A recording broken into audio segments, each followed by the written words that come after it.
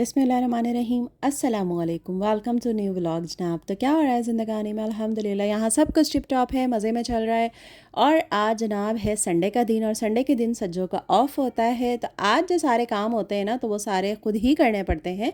वैसे वो कहती है कि मुझे कह दें आप तो मैं आ जाऊँगी, लेकिन मैं कहती हूँ कि नहीं, एक दिन आराम, बाकी दिन तो वही करती है। तो हम जो है फिर आराम करते हैं, तो एक दिन हमें भी करना चाहिए। तो इस वजह से संडे के दिन जो है सारा काम खुद हो रहा होता है। तो आज हम बेडशीट चेंज कर रहे थे। हमने कहा चलें जनाब ज़रा बेडशीट वगैरह चेंज कर लें। साथ में हेल्प जो करवा रही थी वो मेरी बेटी करवा रही थी।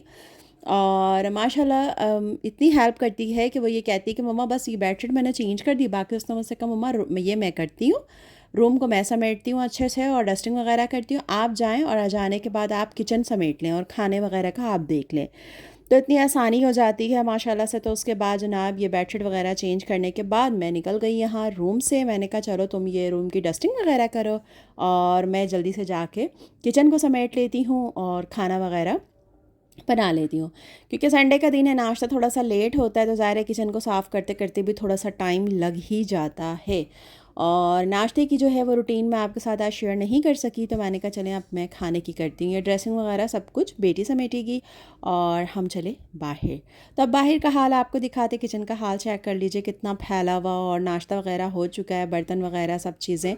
तो साथ साथ बर्तन भी धुल रहे थे। और आज हस्बैंड की बेहद फरमाइश पर बनने थे दाल चावल और आलू की कतलियाँ। उन्होंने कहा कि मुझे ये खाना है, तो मैंने कहा चले जनाब ये बना लेते हैं। तो ऑयल को हमने गर्म कर लिया, उसके अंदर थोड़े से लहसुन के जवे, थोड़ी सी हरी मिर्चें हमने डाल दी और थोड़ा सा सफ़ेद ज़ीरा डाल दिया। जब ये अच्छे से थोड़ा सा चटकने लग जाएगा ना, तो उसके बाद जनाब इसके अंदर हमने ऐड कर देनी है प्याज। तो एक मीडियम साइज़ की प्याज मैंने कट करके वो डाल दी है। तो दाल चावल और साथ में आलू की कतलियाँ, अचार और सलाद, तो मज़ा ही खाने का कुछ अलग होता है। तो ये आलू की कतलियाँ कट कर ली थी अच्छे से, इसको मैंने 2-3 पानी से वॉश कर लिया था। अब इसको तकरीबन 5 से 6 मिनट मैंने भून लिया। उसके बाद जनाब इसके अंदर 3 से 4 मीडियम साइज़ के टमाटर कट करके डाल दिए और उसके बाद इसके अंदर नमक ऐड करा और इतना पकाया कि टमाटर सॉफ्ट हो जाए। जब टमाटर सॉफ्ट हो गए तो फिर उसके अंदर हमने मिर्च ऐड कर दी। कश्मीरी लाल मिर्च ऐड कर रही हूँ क्योंकि इससे कलर बहुत अच्छा आता है। और फिर कुटी हुई लाल मिर्च तेज़ी के लिए और फ्लेवर के लिए डाल दी मैंने। तो कुटी हुई लाल मिर्च हस्बे ज़ायका आप डाल दीजिए और हल्दी पाउडर डाला है और ज़बरदस्त एकदम मिक्स कर दिया इसको अच्छे से। थोड़ा सा पानी डाला, थोड़ा सा पानी डालकर लो फ्लेम पर इसे मैंने कवर कर दम पे रख दिया। तो ये इसी के अंदर बहुत अच्छे से गल जाएगी। और बहुत आसान है, लोग अलग अलग मेथड से अलग अलग तरीक़ों से आलू की कतलियाँ बनाते हैं।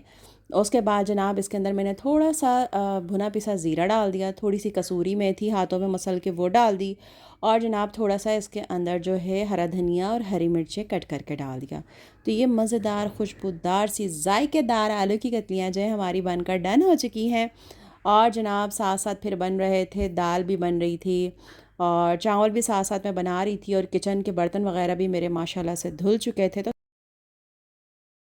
तो बर्तन वगैरह भी धुल चुके थे और जनाब लग रहा था दाल में भगाड़। ओहो, मूंग मसूर की दाल और साथ में उसके अंदर लहसुन, हरी मिर्च, कड़ी पत्ता और कड़ी पत्ता ज़ीरा, उसका भगार, क्या खुशबू थी माशाल्लाह ज़बरदस्त।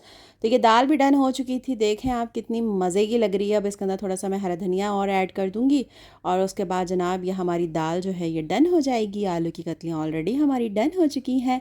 तो खाना भी डन हो चुका है माशाल्लाह से। घर भी एकदम चकाचक साफ़ सुथरा हो चुका है, किचन भी एकदम साफ़ सुथरा हो चुका है। अब टेंशन नहीं है। एक होता है जब तक खाना नहीं बनता तो आपको एक फ़िक्र होती है कि मतलब हस्बैंड आ जाएंगे या बच्चे खाना मांगेंगे। जब खाना रेडी हो जाता है ना तो एक अच्छा सा सुकून सा मिल जाता है कि अब अगर घर के अंदर हस्बैंड या बच्चे आएँ तो कोई ऐसा मसला नहीं, खाना बना हुआ है। उसके बाद ये मेरे जानू आए थे। Chia, come on. Eagle, eagle, come on. Come on. Chia, AC चल रहा है, come एसी on. चल रहा है, अब्बू की जान एसी चल। उसके बाद जनाब ये हस्बैंड जो है ये और मेरे बेटे जो हैं ये लोग ज़मीन का नक्शा बिछा के जो सारी चीज़ें डिस्कस कर रहे थे अपने काम के हवाले से। और मैं इन लोगों को देख रही थी और सब कुछ मेरे ऊपर से गुजर रहा था, मुझे कुछ भी समझ में नहीं आ रहा था। खैर जनाब उसके बाद खाना डन हो चुका था। मैंने तो कहा चलें जी अब मैं इनके लिए जौ की रोटी बना लेती हूँ। और मेरी दो बहनों ने मुझसे जो है रिक्वेस्ट की थी कि मैं जौ की आटे को गूँदना और उसकी रोटी बनाना जो है उसकी रेसिपी शेयर करूँ। तो अगर जो लोग नहीं देखना चाहते वो इसको स्किप भी कर सकते हैं, बट अगर देखेंगे तो आपका ही फ़ायदा है। और जो लोग वेट लॉस करना चाहते हैं उसके लिए भी जौ की रोटी जो है वो बहुत ही बेस्ट होती है, बहुत ही बेस्ट होती है। और बाकी जो लोग डायबिटिक पेशेंट होते हैं या जो बीपी के पेशेंट होते हैं उनके लिए भी ये रोटी बहुत ही ज़बरदस्त होती है। अच्छा, फिर ये मेरे हस्बैंड जो अपनी ज़मीनों से जो है ये सब्ज़ियाँ तोड़ के लाए थे, बिल्कुल फ्रेश फ्रेश एकदम तुरैयाँ, फ्रेश लौकी और फ्रेश जो है भिंडियाँ तोड़ के लाए थे, जो बहुत ही मज़े की लग रही थी। और तुरैयाँ देखकर तो मेरी बेटी जो है एकदम निहाल हो गई थी खुशी से, क्योंकि ये उनकी फेवरेट सब्ज़ी है। तो जनाब खैर अब आ जाते हैं जौ की रोटी की तरफ। तो ये मैंने आटा ले लिया है, ठीक है, जौ का। और इसे तकरीबन 3 से 4 रोटियां जो हैं अच्छे से वो बन जाएंगी, बहुत बड़ी बड़ी नहीं, बट सीढ़ी साइज़ से थोड़ी सी बड़ी रोटियां ये बनेंगी। 1 गिलास पानी ले लिया। अच्छा, इसके अंदर मैं नमक वगैरह बिल्कुल भी ऐड नहीं करती, लेकिन अगर आप लोग चाहते हैं तो आप डाल लें। लेकिन हम लोग बिना नमक के इसको गूँध कर ना रोटी बनाते हैं और बहुत ही मज़े की लगती है। और माशाल्लाह से तकरीबन ये मैं 1.5 पौने 2 साल हो गए ये जब से मैं यूज़ कर रही हूँ, और ये बहुत ही ज़बरदस्त है और इसके बहुत सारे बेनिफिट्स हैं। आप लोग ख़ुद जब गूगल करेंगे, पढ़ेंगे, तो आप लोगों को ख़ुद पता चलेगा, ठीक है। तो कोई भी प्रॉब्लम आती है, कोई भी चीज़ आती है, तो वो वक्ती तौर पे हमें बहुत मुश्किल और परेशानी की लगती है, लेकिन अल्लाह रब्बुल इज़्ज़त का उसके अंदर कोई ना कोई मसलहत होती है। तो ये जौ की रोटी का जो इस्तेमाल है मैंने क्यों शुरू किया, तो मेरे हस्बैंड को जो है हर्निया की थोड़ी प्रॉब्लम हुई। तो उसके बाद जब डॉक्टर को दिखाया तो उन्होंने कहा कि जी आपको हर्निया हो गया। अल्ट्रासाउंड वगैरह हुआ तो उन्होंने कहा कि आपका मतलब इस ऑपरेट करना पड़ेगा, इसके बिना ये ठीक नहीं हो सकता। अच्छा, ऑपरेट से पहले जनाब तो उनके फिर सारे टेस्ट हुए, जो मतलब लैपिड प्रोफाइल होता है, HB1 से सारी चीज़ें उनकी सब टेस्ट हुई। तो उसके अंदर फिर ये आया कि मतलब हर चीज़ बिगड़ी हुई थी। यानी कि आप समझें कि उनका लैपिड प्रोफाइल जो करवाया था, कोलेस्ट्रॉल लेवल उनका मतलब इतना ज़्यादा ख़राब। उसके बाद जनाब जी HB1C उनका इतना ख़राब आया, तो मतलब उससे मुझे इतनी टेंशन हुई। मैं इतना मतलब एक तरह से जो मैं रो रही थी ना उनके हर्निया के ऑपरेशन का सुनकर। लेकिन जब ये सारी चीज़ें आई तो मतलब मैंने अल्लाह का शुक्र अदा किया कि अगर यह हर्निया का प्रॉब्लम ना होता तो ये सारे टेस्ट होते ही नहीं और हमें ये सारी चीज़ें पता चलती ही नहीं, और हम इन चीज़ों को कंट्रोल करते ही नहीं। तो हर चीज़ के पीछे ना कोई मुसीबत आती है तो वो वक्ती मुसीबत होती है, बट उसके पीछे अल्लाह ताला की क्या मसले है, तो उसकी क्या हिकमत होती है, ये बंदा नहीं समझ सकता। तो बस उसके बाद से जो है ना फिर मैंने कहा कि नहीं, अब जो है इन सब चीज़ों को कंट्रोल करना है। और यकीन माने मैंने विदाउट मेडिसन, मतलब विदाउट मेडिसन सिर्फ थोड़ा सा लाइफस्टाइल चेंज किया। ऑयल की जगह मैंने जो है जो नॉर्मल जो ऑयल वगैरह यूज़ करती थी वेजिटेबल, तो उसकी जगह मैंने ऑलिव ऑयल यूज़ करना शुरू कर दिया। ऑयल की क्वांटिटी वैसे इतनी ज़्यादा सालन में मेरे होती नहीं है, लेकिन मैंने और कम कर दी। और उसके बाद आटे जो यूज़ किया तो उसको मैंने जौ में कन्वर्ट कर दिया। तो ये देखें अच्छे से पानी चम्मच की मदद से ही ये बहुत अच्छे से थोड़ा थोड़ा पानी डाल के आप इसको थोड़ा सा इस तरह कर लेंगे कि रोटी आपकी बन जाए। बहुत गीला गीला नहीं करना है इसको। उसके बाद आपने काउंटर में डालना है और इस तरीके से इसको स्ट्रेच करेंगे ना, जितना अच्छे से इसको स्ट्रेच करेंगे रोटी आपकी उतनी ही ज़बरदस्त और उतनी ही अच्छी बनेगी। मतलब जैसे जो गंदम के आटे के अंदर हम लोग मुक्कियाँ लगाते हैं ना, तो इसके अंदर वो लगाने की बिल्कुल भी ज़रूरत नहीं है। बस आपने पानी से इस तरह से चम्मच की मदद से किया और उसके बाद आपने स्ट्रेच किया, और आप देखें इतना ज़बरदस्त सॉफ्ट सा जो है ना आपका आटा जो है वो गूंद के डन हो जाएगा। तो ये मैं इस तरह से कर लेती हूँ और इसकी बिल्कुल फ़्रेश फ़्रेश रोटियाँ बनाती हूँ। और अब माशाल्लाह से 1.5 साल हो गया ऐसे मेरे हस्बैंड को खाते हुए। उनकी कोलेस्ट्रॉल लेवल माशाल्लाह, मतलब जब जब 3 महीने बाद मैंने टेस्ट करवाया और मैंने अल्लाह रब्बुल इज़्ज़त का शुक्र अदा किया, उनका HB1C मतलब जो प्री डायबिटिक मतलब मैं सोच नहीं सकती थी। और सारा मतलब विदाउट मतलब मेडिसन जो है ना सब कुछ अल्लाह ताला ने जो कंट्रोल कर दिया। अल्लाह का बहुत एहसान है। अब तो अब इसी तरीके से देखेंगे इस तरह से एक रोल की शक्ल में आप इसे बना लें और इस तरीके से देखें जितने आपको पेड़ा जितना बड़ा लेना है ना, इस तरीके से ये कट होते जाएंगे।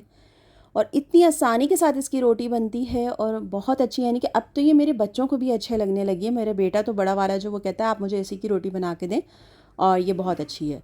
क्योंकि हम लोग ये समझते हैं कि जो भी शुगर के पेशेंट होते हैं उनके लिए तो बहुत ही अच्छी है, मतलब वो ये समझते हैं कि उन्होंने चीनी छोड़ दी, चाय फीकी पीना शुरू कर दी, तो बस अब उनका जो है बस वो कंट्रोल कर रहे हैं। तो ऐसा कुछ नहीं है। आप लोग जो गंदम की रोटी खाते हैं तो वो जब आपकी बॉडी में जाती है तो वो जाके ग्लूकोज में कन्वर्ट होती है। तो जितना भी आप ये जो कार्ब्स लेते हैं ना, ये बॉडी में जाके ग्लूकोज में कन्वर्ट होता है, और ये मतलब भर भर के यानी आप चीनी खा रहे हैं।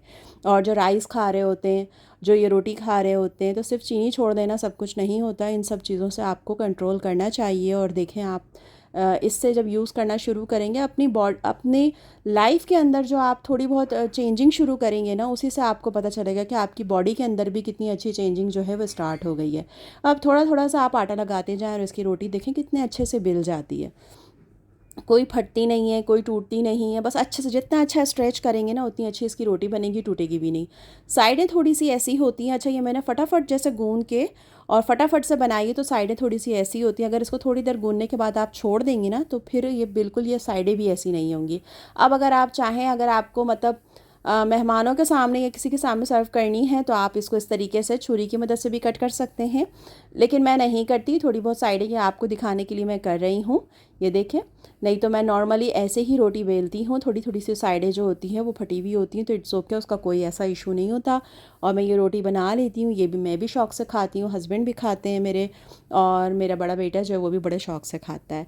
तो जो लोग अपना वेट लॉस करना चाहते हैं उनके लिए भी ये बहुत ज़बरदस्त है कि आप गंदम की रोटी की जगह आप इसकी रोटी यूज़ करें और सीढ़ी साइज़ की करें तो आपका वेट बहुत जल्दी जाएगा। जैसे हम ओट वगैरह भी लेते हैं सुबह नाश्ते में, तो लंच या डिनर के अंदर आप ये ले लें इसकी रोटी सब्ज़ी के साथ, दाल के साथ, तो बहुत ही बेस्ट है। तो अब मैं उम्मीद करती हूँ कि सबीन आप खुश हो गई होंगी कि मैंने ये रेसिपी जो है आपके लिए अपलोड कर दी है। तो अब आप देख लीजिएगा और इसी तरीके से बनाइएगा। और बहुत सी दुआएं अल्लाह ताला से मेरी आपके लिए कि अल्लाह ताला आपको सेहत वाली लंबी ज़िंदगी दे। और अच्छी लगे अगर वीडियो तो लाइक कीजिएगा, अपना ख्याल रखिएगा। नेक्स्ट व्लॉग तक के लिए इजाज़त दें, अल्लाह हाफ़िज़।